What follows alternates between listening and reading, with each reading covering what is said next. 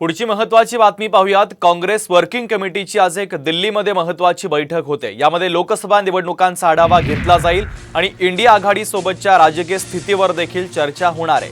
काँग्रेस अध्यक्ष मल्लिकार्जुन खरगेंच्या नेतृत्वामध्ये ही बैठक होणार आहे। नुकतीच इंडिया आघाडीच्या वतीने खरगे पंतप्रधान पदाचे उमेदवार असावेत अशी घोषणा तृणमूलच्या प्रमुख ममता बॅनर्जी यांनी केली होती। तर महत्त्वाची बातमी आपण पाहतोय, काँग्रेस वर्किंग कमिटीची आज दिल्लीमध्ये महत्त्वाची बैठक होणार आहे।